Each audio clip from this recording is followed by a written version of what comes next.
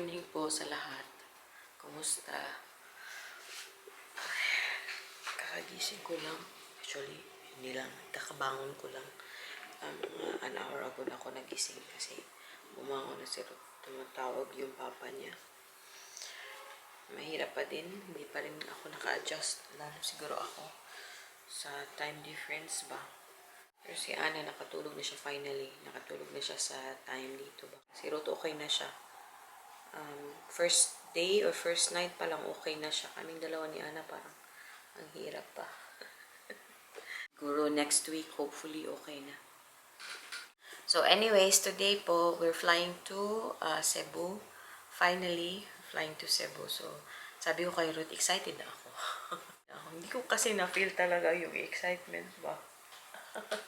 Siguro dahil sa lahat ng stress about sa preparation ba. Pero ngayon na nagsisink in na uuwi na kami ng Cebu. So exciting. So, my parents and my sister, yung youngest namin, they'll meet us at the airport. So excited po kami. Excited ako makita yung reaction nila. And also yung reaction ni Ana ba pag nakita sila for the first time. So basically, Ana will be meeting them for the first time na ganito yung age na ba. Kasi syempre nung umalis kami ng Pilipinas ni Ana, 4 months old pa lang po si Ana. So wala pa siyang natatandaan. Video calls lang talaga sila nagkikita, nagkakausap. First time talaga niya. Alam naman niya na makikita namin si mommy at daddy niya. Lolo't lola niya dito sa Pilipinas. So, sabi niya, punta daw kaming Cebu kasi makikita namin si mommy and daddy and also si Auntie Clarice niya. Yung kapatid ko lang kasi yung youngest yung kilala niya ba. Later, makikita niyo po yung first meeting ni Ana and yung parents ko, yung lolo at lola niya dito sa Pilipinas. Sabi ko sa kapatid ko, ano din niya, i-video niya ba. Tapos ako din, mag-video din ako. Pagod na pagod pa rin ako. Hindi ko matulog. Sana makatulog ako sa plane. It's only almost 7 o'clock ngayon ng umaga. Tapos mga 9 o'clock, aalis na kami. Kasi 12:30 yung aming flight pa Cebu. We're not that far from the airport, pero early na lang kami baka kasi may aberya pa. Ruth is already washing up na. Hindi ko mapakita kasi ubad siya. More ka. Mag-ready lang po kami, maliligo, tapos maglilis-linis ako ng konti dito sa Airbnb. Okay na yung dalawang luggage namin. We already weighed them last night. But yeah, excited na po ako and pakita ko sa inyo yung aming journey papunta ng Cebu. Kita-kita mo. Ana, pagod doon. On the way na po kami sa airport.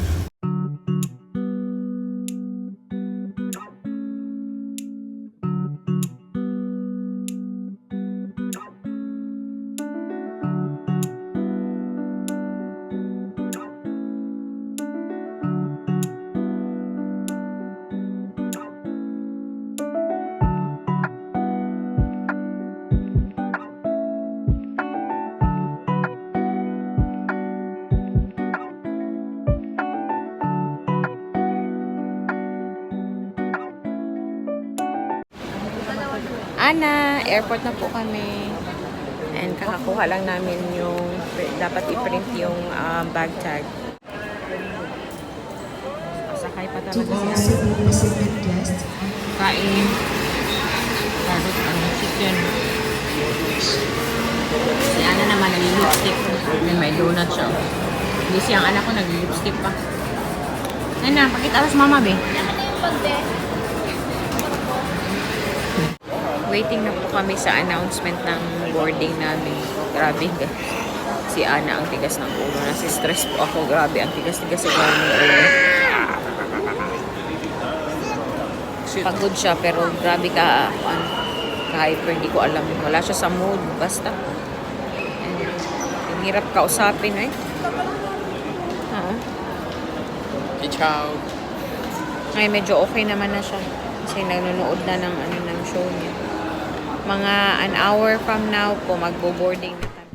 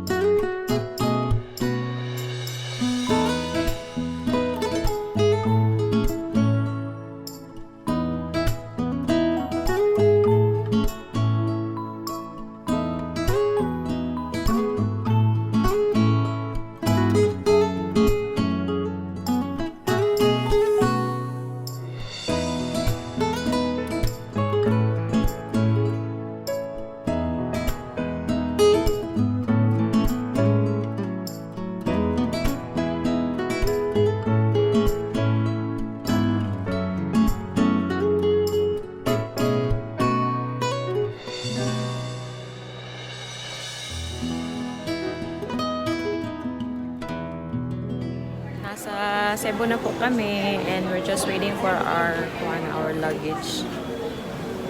Dito si Ana, sirot na sa CR pa.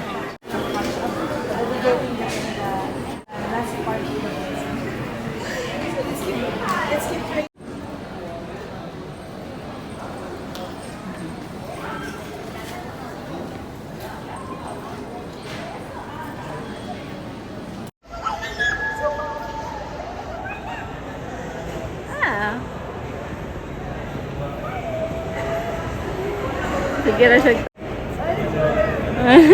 Nagkauna.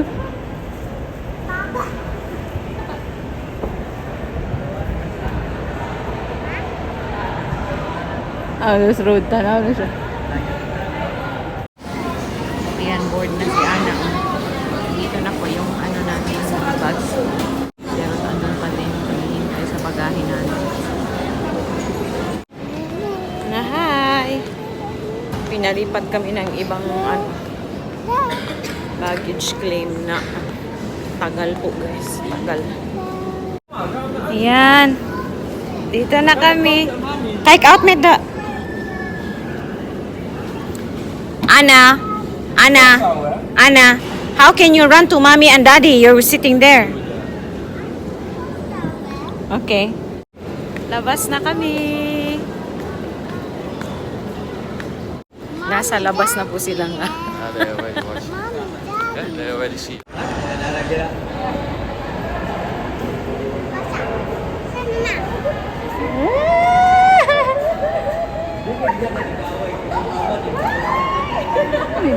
Wait for mama.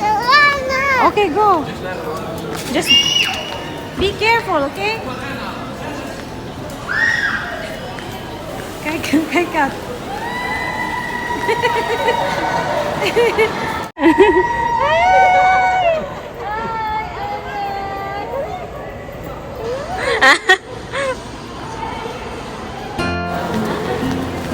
Anna, here. Go to mommy. Niduulag eh.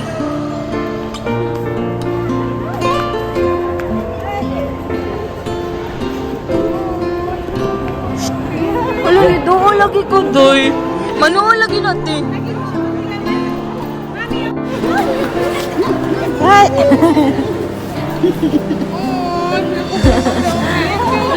Lagi ko doy. Manuol lagi natin. Lagi di siya mangilaman. Mami, oh, mami. Mami. Tara, mga dadako kayo.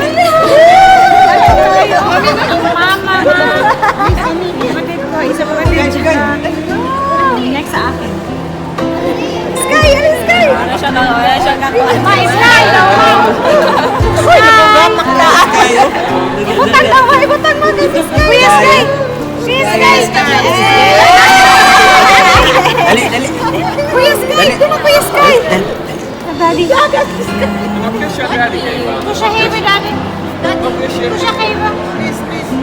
Hindi na ka please, Nay. Kusha Heva, Daddy. Kusha Heva. Tutok ko eh. Sana siya sa hipon. Tutukan na. Manaitik ako dati.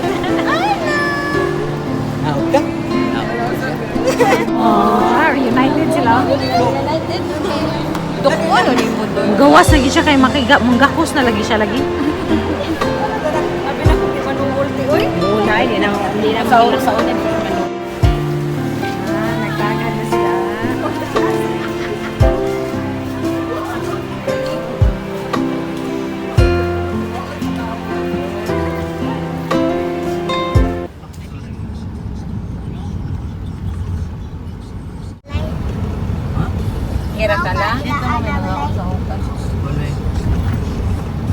Anan, mami. Daghan man sa kayo airplane nila. Agoy, ginoo ko ang sapatos niya. Sandalan lang tana siya, oy. Let's wear your sandal lang ga. Bahok na nagtiil, ma. Bahok na nagtiil. Lagi. Ito na yung room namin. Saka ayaw itunog ang media sa Oo, nana ang kuan. Nana ang hairstylist dog sa mga inasal.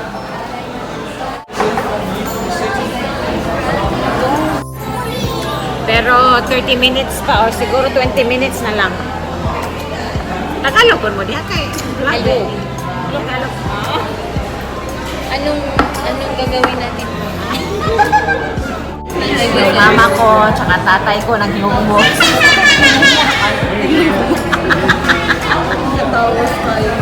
Narao, magkasunod na silang dalawa.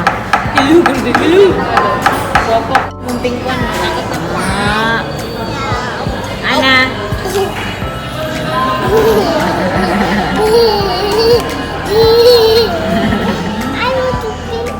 Papa, that's ice. Ang inasal. Yeah. Kami halo-halo. Kain.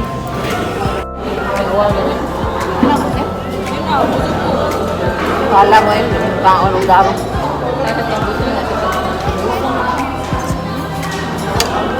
Dahil manok pareho. May pagkuhan barbecue lang doon na kasi arang-arang pa ba?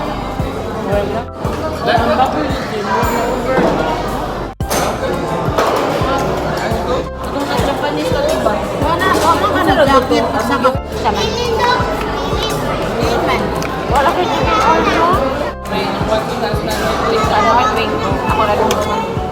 Wala na mga stop din mo. Nanay mga kuya.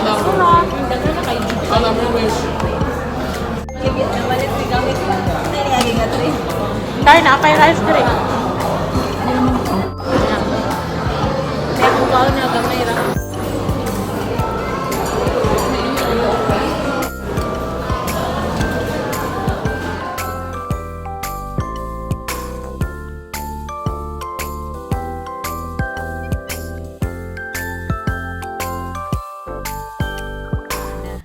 Sema hello.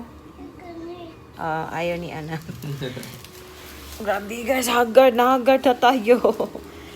Balik na po kami sa hotel and sobrang nag-enjoy si Ana doon sa SM City Cebu. Katapat lang po ng aming hotel. Nasa Bayfront Hotel po kami.